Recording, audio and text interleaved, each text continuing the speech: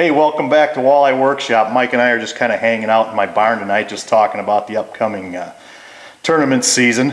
And, you know, we've been working hard to try and get a schedule out for you. How's that going?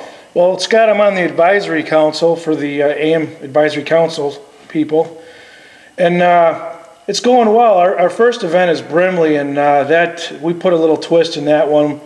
It's called the Can-Am event, and it's going to be cool. The Canadians against the U.S. And the entry fees are still $1,500, but the casino actually gives us $300 cash, thinking we're going to spend it at the casino, which I probably will. We probably will. But, you know, there's a lot of neat things to win there besides, you know, the right. tournament winnings. Not only that, but with the casino, they'll also give the winning country an extra 200 right. bonus dollars right. for being the winning country. Yeah, it's pretty exciting. A little twist there. It's going to be real competitive.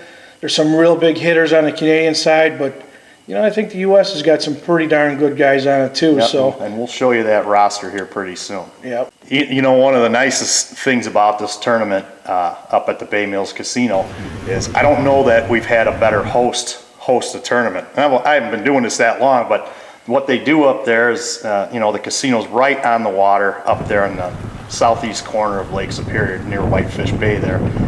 They got nice access launch. They're sitting on a nice protected bay. The casino, of course, has their gambling. They got typical buffet style restaurant, which is excellent, a bar and grill in there, camping facilities for park models, RVs, campers, you name it. Everything's at that casino that we need.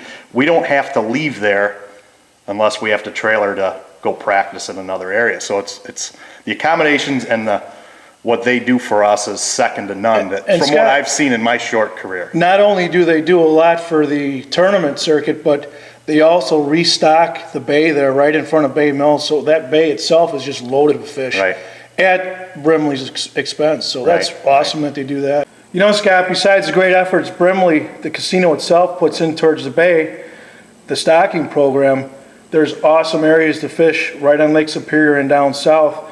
Look at Jim Carroll last year. He caught like, what, 3 fish? Yeah, that was actually 2 years ago. We had 3 fish over 30 inches. Yeah, 30-some pounds. And then you go down south, you got to lock through the Sioux Locks, which is a great experience because the locks are just huge. You can put your boat up on plane inside the locks. Right. But, you know, you got Lake George, you got the North Channel, you got Monascan Bay. And you can just keep going on down, and every place is reachable. So yeah, it's all we burn a lot of fuel down there, that's for sure. And you better bring a big bag of tricks because you know you're going to need them all. You know, back to the Can-Am format, Scott. It's really cool because the U.S. picked captains, which was Brett King and Mark Martin, and the Canadian side also picked captains. That was John Butts and Joe Giuliani. Yep. You know, if you remember back at the Can-Am back in Dryden when the PWT had it, John Butts got everybody together and he got them all wearing the same uniform. Remember that? Yeah, everybody had the same uniform. Well, it's really cool. Well, this is the uniform here that John Butts, or actually I'm thinking Joe Giuliani picked this one out, and John Butts' other 2 ideas got shot down. But this uniform here is apparently the one that they decided on. Now, there's 2 others that apparently, from what I'm hearing, Giuliani rejected. And here's one of them. It looks like John Butts wanted to dress like a Canadian Mountie. Look at him. Who would want to dress like a Canadian Mountie for a tournament anyways? But good thing he's got Giuliani helping him out. But the third one looks like the Ken doll from Ken and Barbie going to the prom. So, well, again, Giuliani bailed all you Canadian guys out by getting you that nice uniform that we showed there at the beginning. You know, John Butts is the only guy that would probably show up to a meeting with a suit and tie on. Pretty much. We're just giving him a bunch of crap just because he gave us a speech or a seminar on dressing nice. So we thought we'd throw that in. Sorry, John. Well, anyways, it's going to be a great event.